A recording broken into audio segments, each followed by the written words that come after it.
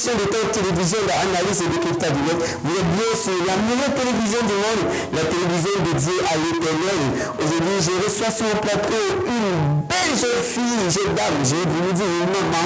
Elle est aussi amoureuse, je peux le dire, parce que c'est d'abord une être humain. Je vous dis un être humain, c'est d'accord, un être humain. D'accord. Et bien, je fais dans cette jeune dame, une déesse, c'est un plaisir, c'est un honneur, c'est un privilège de vous recevoir sur notre plateau. Bienvenue à TFM École Télévision. Vous à la maison, vous nous regardez, ou bien au bureau, vous pouvez nous encourager tout simplement en mettant un petit clic, en vous abonnant ou alors en mettant un like, un j'aime, en partageant avec vos amis, avec les voisins. Ça va aller très très vite cette édition. Elle est assez spéciale, elle est assez originale. Nous allons parler de sujets qui nous concernent, justement qui concernent les enfants de Dieu dans leur globalité. Il s'agit d'une question complexe. Vous allez regarder. Vous êtes bien le suspense. Avant de venir à la thématique du jour, je souhaiterais que tu savais pour les téléspectateurs chéris qui attendent de bien écouter ta jolie voix. Alors, je donne la caméra et puis tu t'adresses à nous, notre cher public, tout le monde à la maison. Vous êtes bien en direct sur la une, la question étant TV, la télévision dédiée au Christ à l'Éternel, Dieu Tout-Puissant, à Yahweh Adonai, Jéhovah Jireh. Alors, l'Éternel qui pouvoir. Merci. Alors, tu te présentes avec eux, continue. Je vais me présenter, je suis la sœur Christiane et je fais partie du voisinage de question de télévision. Et je suis honorée d'être reçue sur ce plateau pour parler de la thématique du jour. Je suis dans le beurre avec vous. Merci beaucoup. Alors, tu vas pas donner ton prénom, je suis la sœur Christiane. Christiane. Alors, Christiane, je devoir dans la thématique du jour. Est-ce qu'une femme chrétienne peut être courtisée? Ou tout simplement, est-ce qu'on peut grader une femme chrétienne? C'est un sujet parfois tabou, un sujet parfois délicat dans notre société. On a tendance à croire que les femmes chrétiennes sont réservées et qu'elles ne doivent pas être courtisées. On a même peur d'elles. Non. Si tu ne l'abordes pas, comment tu sauras qu'elle est chrétienne? C'est pas écrit sur le front. Ça voudrait dire qu'une femme chrétienne, c'est une femme comme toutes les autres. Une femme qui est sensible, qui est ouverte, qui est bien parfois amoureuse. Oui, bien sûr. Oui, avec les sentiments, nous sommes faits de chair, de sang. Alors, bien sûr, mesdames et messieurs, on parle aussi du Saint-Esprit, de l'Esprit. Oui, on se fait accompagner par le Saint-Esprit tous les jours. Et déjà, il faut recommander le choix de son partenaire au Saint-Esprit. Parce qu'il est pour moi le meilleur que tu Est-ce qu'une femme chrétienne peut être une fille chrétienne, une femme entre parenthèses, bien sûr? Est-ce que nous pouvons courtiser, est-ce que nous pouvons graver les filles chrétiennes? Vous savez, très souvent, c'est un moment où on regorge de beauté, de divinité, de déesse, on peut dire de beauté angélique. On se demande parfois quel gâchis. Comment est-ce que les filles de ces belles filles se trouvent dans l'église? Parce qu'elles ont l'air infranchissables. Il y a comme une barrière qui les empêche, qui empêche effectivement les hommes de courir après elles. C'est plutôt un regret. Non, la barrière, elle se fait tout naturellement parce qu'il faut se préserver. Quand tu es rempli du Saint-Esprit, ce n'est pas à tout vent qu'on doit t'aborder. Tu dois émaner l'esprit de... Tu dois vérifier les choses. Voilà, tu dois reflet de ce que la parole de Dieu. La parole de Dieu, encore la parole de Dieu. C'est parole de Dieu. Quand on sait qu'on peut vite céder à la fornication, on peut vite céder également au péché. J'ai failli dire de manière de balle. On a peur du péché. Comment faire donc pour pouvoir, ça va passer? Pour s'abstenir, c'est tout là. J'ai mangé le fou du fondu avant le mariage. Je dis, comme on quartier, après un chacha, ça c'est un plateau naturel. Comment faire donc? Comment faire? Parce que nous autres païens, moi je ne suis pas païen, je veux dire nous autres, c'est parce que je me place, voilà, je me place, moi je suis enfant de Dieu, j'ai la crainte de l'Éternel, ça c'est sûr. Disons, comment est-ce que nous pouvons justement imaginer la fille chrétienne en sachant qu'elle ne va jamais céder ou alors qu'elle va nous exiger, nous imposer le mariage? Mais c'est ce qui est recommandé. Elle va t'exiger le mariage. Tu dois marcher dans on va dire quoi, dans l'ordre du Saint-Esprit, aller vers la famille, parler à ses parents et puis arriver au mariage. D'accord. Vous connaissez le pasteur Gédéon, le célèbre pasteur ivoirien qui prêche sur la Bible sur les réseaux sociaux? Oh, j'en ai entendu parler. Oh, malheureusement, la régie pourrait nous proposer un extrait du pasteur Gédéon. Je crois que le réalisateur nous fait signe de continuer. Il va peut-être le faire un peu plus tard en replay. Nous rappelons que cette émission passe en replay sur toutes nos plateformes, Facebook, WhatsApp, Twitter, Instagram.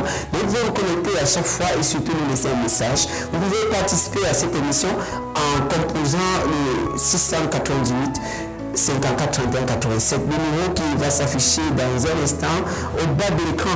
Alors, je parlais du pasteur Gédéon, le célèbre pasteur ivoirien, justement, qui prêche sur les réseaux sociaux, qui est très populaire. Il dit, comment on dit ça, comment paraboliser ça? Il dit, on ne peut pas épouser une femme sans la beauté.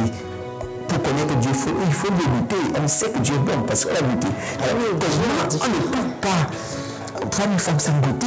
Non, Dieu est différent. Dieu est différent. Quand tu... Non, on ne peut pas goûter. Est-ce que c'est une langue ou alors c'est un avocat qui fait forcément goûter? Bon, c'est vrai que le pasteur Gédéon là peut dire entre parenthèses, je crois que c'est parole, donc je ne peux pas justifier. Ce sont des analyses que nous avons piquées sur les réseaux sociaux. L'émission s'appelle d'ailleurs Analyse des règles d'écriture du net. Voilà, donc le pasteur Gédéon n'a peut-être pas voulu dire ici, mais disons qu'en fond, on peut quand même comprendre on peut quand même, il sous-entend et souligne quand même le fait que la virginité, le fait d'être vierge avant le mariage n'est pas aussi sacré, ne devrait pas être interdit par exemple dans la Bible. Qu'en pensez-vous? Non, moi je dirais non. La virginité dans le mariage c'est bien parce que ça permet à ce que la femme ne connaisse que son homme. Et elle s'adapte au rythme de son homme. Il n'aura pas besoin d'aller chercher dehors ce que tu as à la maison. Parce que ce n'est que le plat qu'on t'a servi que tu vas manger. D'accord, je voudrais rappeler justement que l'Éternel dit que Dieu donne une seule chose à l'homme. L'homme peut hériter de toutes les choses sur la terre, de bien de maison, mais la seule chose que Dieu confie d'une de madame, c'est la femme c'est la femme, une femme vertueuse. Une femme, c'est une grâce de l'Éternel. Alors, justement, j'ai la crainte de vous demander quelque chose. Est-ce que vous connaissez les couches de nuit, par exemple? C'est vrai, j'en ai souffert pendant un moment. Vous avez souffert pendant un moment. J'en ai souffert. Vous ne pensez pas que le mécanisme naturel du corps humain qui peut amener l'homme à entretenir peut-être des rapports sexuels pour, disons tout simplement, peut-être je m'exprime mal, si nous restons sans avoir des rapports sexuels, le corps va manifester, le corps va réagir, puisqu'il a été programmé pour. En parenthèse, Dieu l'a créé avec ces facteurs-là. Par exemple, une femme qui va se menstruer chaque mois, il y a des périodes de fécondation, il y a des périodes sensibles où elle est un peu plus exposée à la fleur de peau. Voilà, juste à la fleur de peau, et elle réagit. C'est comme des hormones qui déclenchent dans le cerveau. J'ai oublié le nom de ces hormones. Déjà, simplement, vous ne comprenez pas que ces couches peuvent peut-être être dues au fait que l'on reste vierge assez longtemps. Non, c'est pas ça. C'est fréquent chez les chrétiens. C'est pas ça. À l'église, on va parler d'un niveau de 10 000. Non, c'est vrai que quand on arrive à l'église, on arrive avec certains problèmes déjà, mais c'est pas la raison des couches de nuit. C'est pas la raison. Vous pensez que le corps d'une femme ne peut pas réclamer ce besoin de faire l'amour, par exemple? Christophe, c'est libéral, vous pouvez réagir justement sur les téléspectateurs. Je vous interromps pas, vous pouvez réagir. Nous intervenons au public, vous pouvez réagir justement par des messages, vous pouvez réagir en live, parce que cette émission est en direct, en live, nous tournons de manière spontanée. Et vous pouvez réagir, interagir directement à la maison. Que pensez-vous de ce sujet, de cette thématique? Est-ce que nous pouvons grader une fille chrétienne? Est-ce que les filles chrétiennes peuvent également être cultivées comme les filles mondaines, si on peut dire? Quand vous allez l'aborder dans la rue, c'est pas écrit sur son front, je disais à l'entendre. C'est pas écrit sur son front qu'elle est chrétienne, c'est à elle de vous dire je suis chrétienne, je fonctionne comme ça ou comme ci. Maintenant, où vous arrivez à ce qu'elle dit, où vous écartez de son chemin et elle continue. Alors, nous dirons tout de même qu'il faut quand même être fier. La fierté d'épouser l'homme, de faire découvrir à son mari sa vie, de révéler sa dignité pour son mari, c'est quand même une grâce de l'Éternel. C'est un bonheur inestimable, incommensurable, s'il faut le dire ainsi. Donc, je pense que nous devons peut-être encourager, au-delà de notre débat, nous devons encourager nos sœurs à rester dignes, à se préparer pour le mariage et ne jamais demander un mari à l'heure qu'on est bien marié. Pour embrayer justement, beaucoup disent que quand on a un petit copain, en réalité on est marié. Si, est-ce que c'est vrai? Si, quand tu as un copain, il y a du feu entre vous, non? Le mariage, c'est le foyer, c'est le feu. Il y a le feu là, c'est mais c'est vrai qu'on ne peut pas demander à l'Éternel ce qu'on a déjà.